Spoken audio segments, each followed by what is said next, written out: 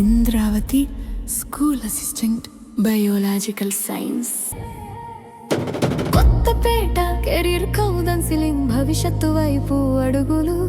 జీవితం ముందున్న దారులు వేల ఏ దారినది అని అడిగే వేళ మనసు మాత్రం ముందే చెబుతుంది నీ అడుగులే నీ భవిష్యత్తు రాస్తాయి. అవకాశాలు ఆకాశంలా చేరాలంటే ధైర్యం చాలా. ఓడబడితే చాలు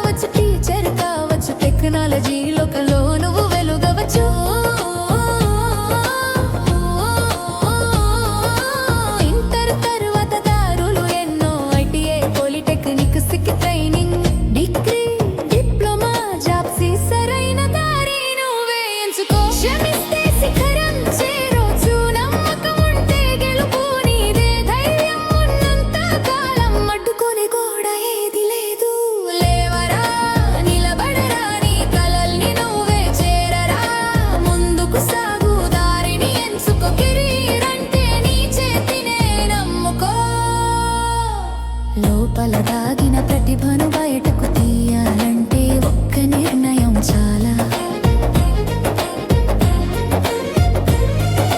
భయం అవరోధం ధైర్యం ఆరంభం ప్రతిరోజు ఒక కొత్త అవకాశం. ప్రతి అడుగు కొత్త దిశ నువ్వు ఎంచుకునే దారి నీ జీవితానికే నాయకత్వం ఇస్తుంది.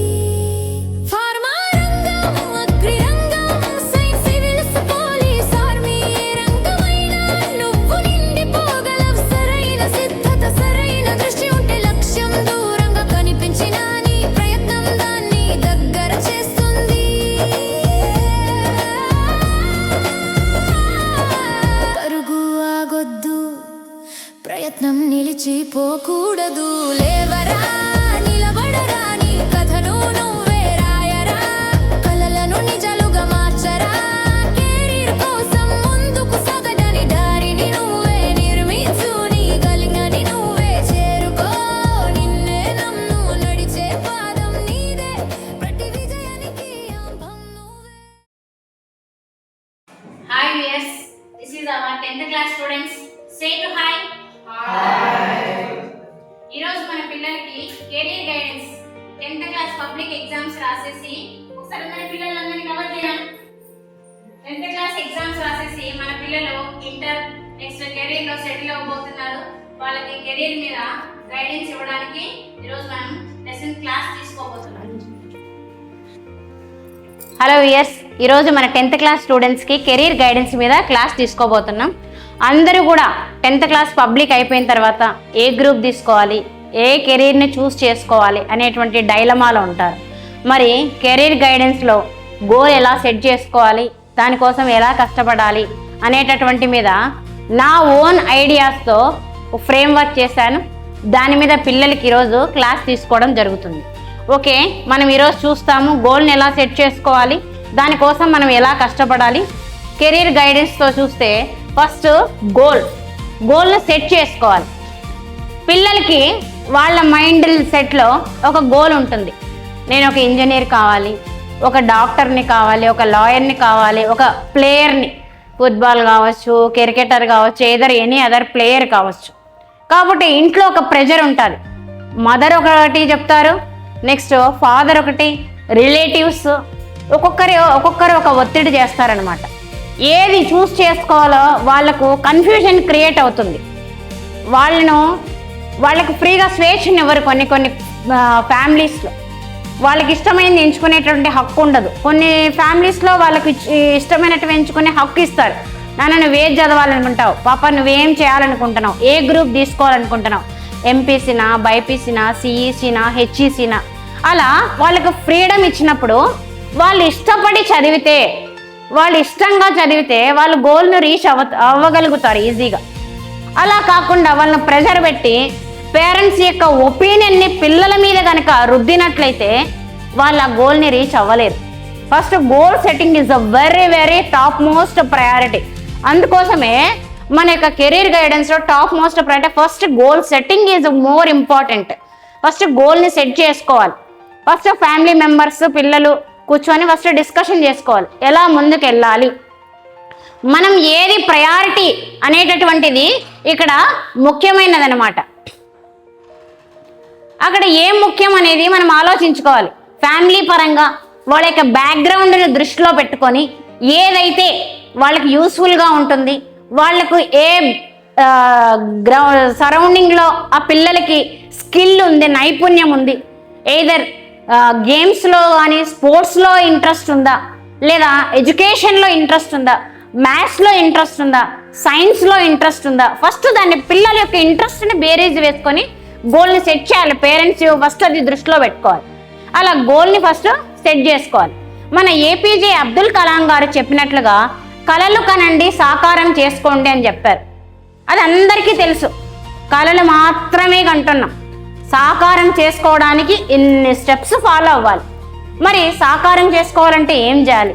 గోల్ అయితే సెట్ చేసుకున్నా, నేను ఒక డాక్టర్ అవ్వాలి, ఒక ఇంజనీర్ అవ్వాలి, ఏదర్ సాఫ్ట్వేర్ కావచ్చు, హార్డ్వేర్ కావచ్చు, ఎనీ అదర్ ప్రొఫెషన్. గోల్ అయితే సెట్టింగ్ అయిపోయింది.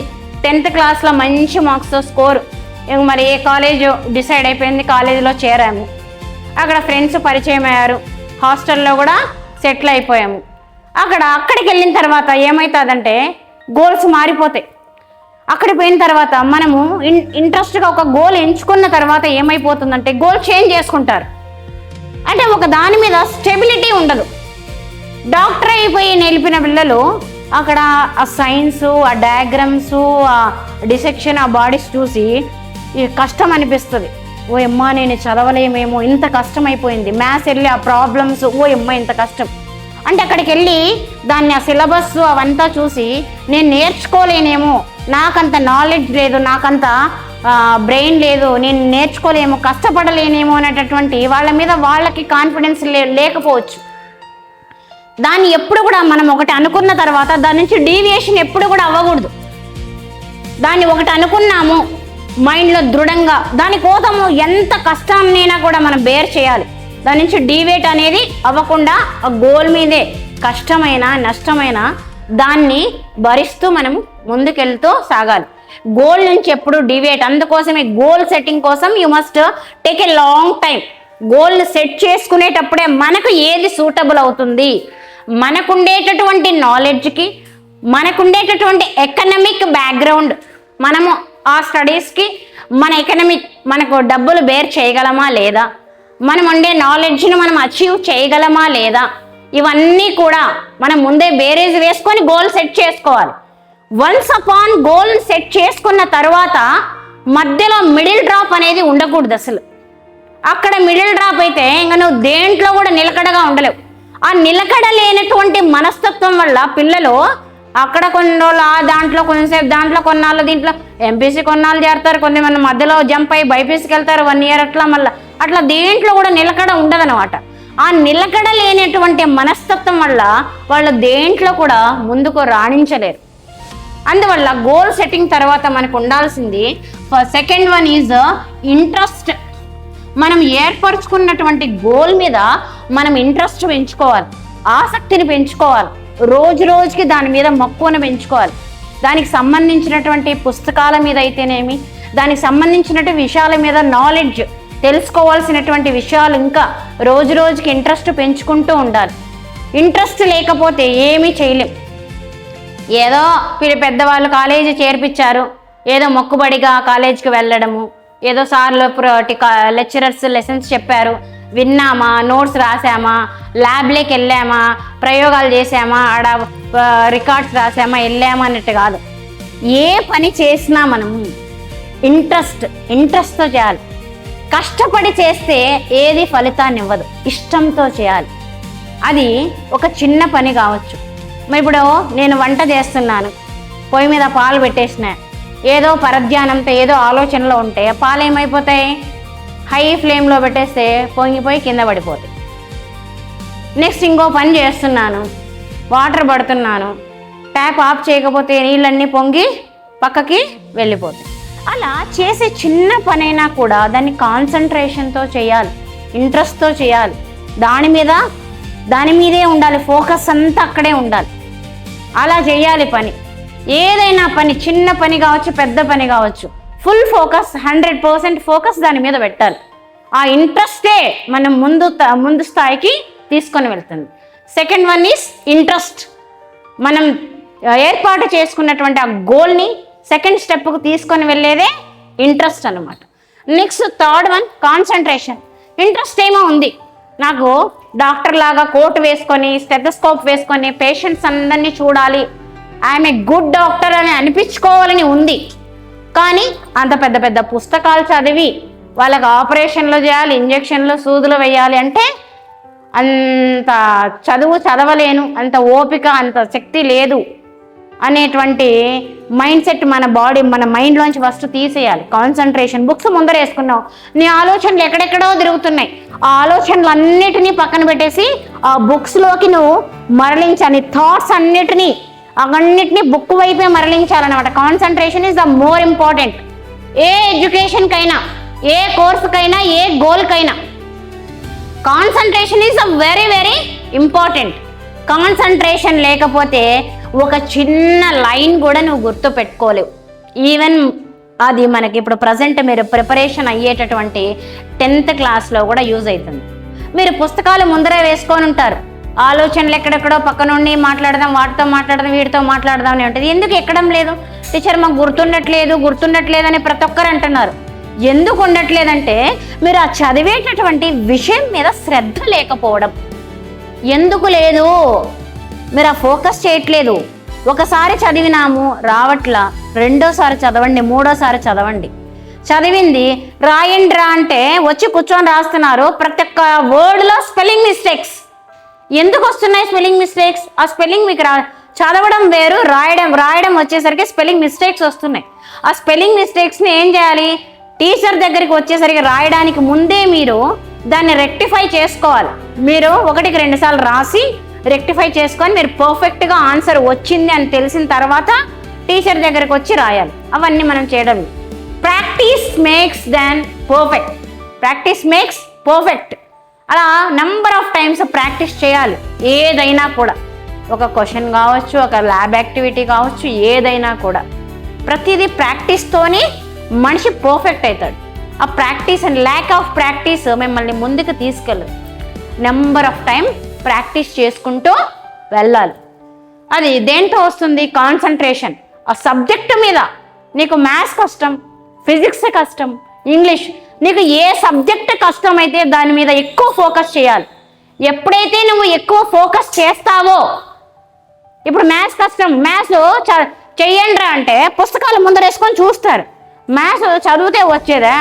కొన్ని సబ్జెక్టులు చదివితే వస్తాయి, కొన్ని చేస్తే వస్తాయి, కొన్ని వేస్తే వస్తాయి. బయాలజీ డయాగ్రామ్స్ కూడా చూస్తారు. ఎలా చూస్తారో నాకు తెలియదు, చూస్తే వస్తాయి టీచర్ అని. అంటే మీరంతా రోబోలు, భవిష్యత్తులో తయారయ్యేటటువంటి రోబోలు మీరంతా. సినిమాలో చూపించినట్లుగా 2.5 గంట సినిమాలో వాళ్ళు అప్పుడే పుడతారు, అప్పుడే పెద్ద అవుతారు, అప్పుడే స్కూల్కి వెళ్తారు, కాలేజీకి వెళ్తారు, అప్పుడే వాళ్ళు డాక్టర్లు అవుతారు, ఇంజనీర్, వాళ్ళు అచీవ్ చేయాల్సినవన్నీ చేస్తారు. That is a reel, this is a real. ఇది నిజ జీవితం. దాన్ని చూసి మీరు ఇమిటేట్ అవ్వద్దండి. అది వాళ్ళ క్షణాల్లో వాళ్ళు అట్లా ఎగ్జామ్ రాసేసి పట్టాలు పొంది డాక్టర్లు, లాయర్లు, వాళ్ళు ఏం అవ్వాలనుకుంటే అది అయిపోతారు. మనం క్షణాల్లో ఏది లైఫ్ని చేంజ్ చేయలేం. కొన్ని సంవత్సరాలు కష్టపడితేనే మనం అనుకున్నటువంటి గోల్ను రీచ్ అవ్వగలం. అర్థమవుతుందా? కాబట్టి మనము ఏం చేయాలి? కాన్సన్ట్రేషన్తో చేయాలి ఏ పని చేసినా. నెక్స్ట్ వచ్చేసి కాన్ఫిడెన్స్ అంటే ఆత్మవిశ్వాసం. ఫస్ట్ ఆ గోల్ని నువ్వు ఏదైతే అనుకుంటున్నావో దాన్ని సాధించగలను అనేటటువంటి నమ్మకం ఫస్ట్ నీకు కలగాలి. నేను ఎట్లా తిరిగి దాన్ని సాధించగలను, ఐ కెన్ అచీవ్ ఇట్ అనేటటువంటి నమ్మకం ముందు నీకు కలగాలి. ఆ నమ్మకం నీకే లేకపోతే నీ ఫ్యామిలీలో మీ మదర్కి కానీ ఫాదర్కి కానీ మీ బ్రదర్కు సిస్టర్కు నువ్వు కలిగించలేవు.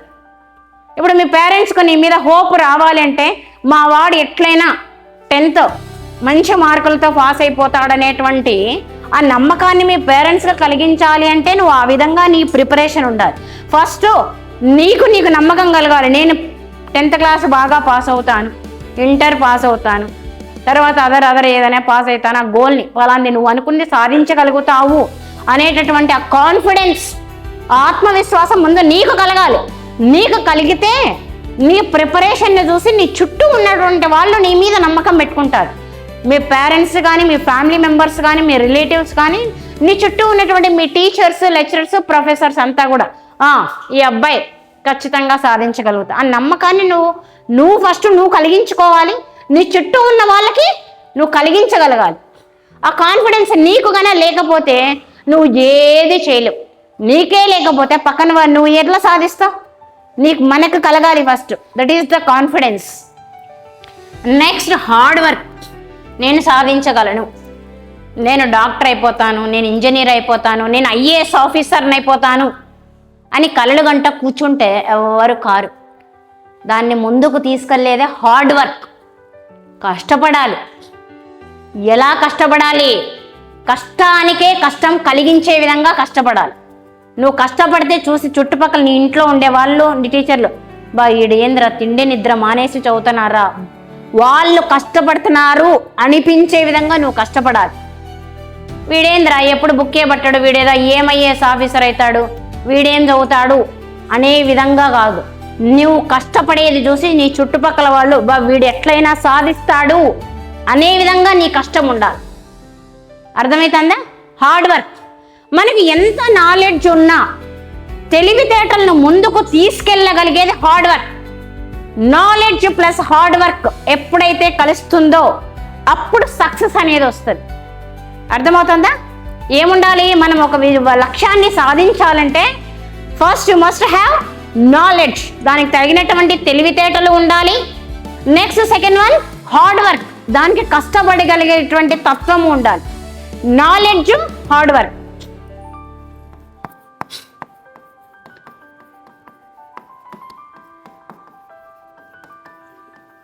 Knowledge plus hard work it leads to success. ఈ రెండు కలిస్తేనే సక్సెస్. సక్సెస్ ఎవరికి ఊరికే రాదు. అర్థమైందా? ఈ రెండు కలవాలి. నాకు నాలెడ్జ్ ఉంది, నేను ఒకసారి చదివితేనే నేను పరీక్ష రాసేయగలను, నేను టాపర్ అయిపోతాను, కరెక్ట్ కాదు. నువ్వు ఎంత నాలెడ్జ్ పర్సన్ అయినా కూడా నువ్వు దానికి తగినట్లు సరిగా స్లో లెర్నర్ అయితే 100 సార్లు చదివితే నువ్వు కనీసం మినిమం 10 times అన్నా చదవాలి. మోడరేట్గా చదివేవాడు ఒక 20 సార్లు చదివితే నువ్వు 10 సార్లు అన్నా చదవాలి. అసలే చదవకుండా అట్లా తిప్పేసి నేను పోయి రాయగలను, నాకు అంతా తెలుసు, ఎవరికి ఏం తెలియదు. ఎంత తెలివైన వాడన్నా నాలెడ్జ్ అనేది ఇన్ఫినిటీ, అనంతం. ఎవరికి ఎంత పెద్ద మహాజ్ఞానికైనా ప్రపంచంలో ఉండే జ్ఞానంతో పోలిస్తే తెలిసింది అణువంతే. మహా సైంటిస్టులకే కొంచెమే తెలిస్తే మనం వాళ్ళల్లో ఎంత మనకు తెలిసింది అణువంతే. నాకు జ్ఞానం తెలిసింది అణువంతే అని ఎవరైతే అనుకుంటాడో వాడు మాత్రమే కష్టపడతాడు. నాకు అంతా తెలుసు అని ఎవడైతే అనుకుంటాడో వాడు కష్టపడ్డు, వాడు ఎప్పుడు కూడా ముందుకు పోడు. అర్థమవుతుందా? నాకంతా తెలుసు, నేను బాగా రాయగలను, నేను కష్టపడాల్సిన అవసరం లేదని ఎవడైతే అనుకుంటాడో వాడు ఎప్పుడు కూడా ముందుకు పోడు. ఎవడైతే నాకు ఏమీ రాదు, నేను చదవాలా, నేను ముందుకు పోవాలా అనేటువంటి ఆ డిటర్మినేషను, డెడికేషను ఎవరికైతే ఉంటుందో వాడు మాత్రమే కష్టపడతాడు, వాడు మాత్రమే సక్సెస్కి దగ్గరికి పోతాడు. కాబట్టి నాలెడ్జ్తో పాటు హార్డ్ వర్క్ ముఖ్యం. హార్డ్ వర్క్తో ఉన్నవాడికి ఎక్కువ నాలెడ్జ్తో పని లేకపోయినా మోడరేట్, మీడియం, తక్కువ నాలెడ్జ్ ఉన్నప్పటికీ ఎక్కువ హార్డ్ వర్క్ చేసినా కూడా సక్సెస్ సాధించగలుగుతాడు ఖచ్చితంగా. తక్కువ నాలెడ్జ్ ఉన్నా ఎక్కువ హార్డ్ వర్క్ చేసి కూడా సక్సెస్ని సాధిస్తాడు. కాబట్టి నాలెడ్జ్తో కన్నా మనకు ఎక్కువ ఇంపార్టెన్స్ ఏంది ఇక్కడ? Hard work important. అర్థమైందా? కాబట్టి నాలెడ్జ్తో పాటు మనకు హార్డ్ వర్క్ కూడా చాలా ఇంపార్టెంట్. ఈ రెండు కలిస్తేనే, రెండు చేతులు ఏ విధంగా కలిస్తేనే చప్పట్లు వస్తాయో, నాలెడ్జ్ హార్డ్ వర్క్ రెండు కలిస్తేనే మనము సక్సెస్కి చేరువలో ఉంటాము ఖచ్చితంగా. ఇంకా నెక్స్ట్ టైమింగ్. దీని గురించి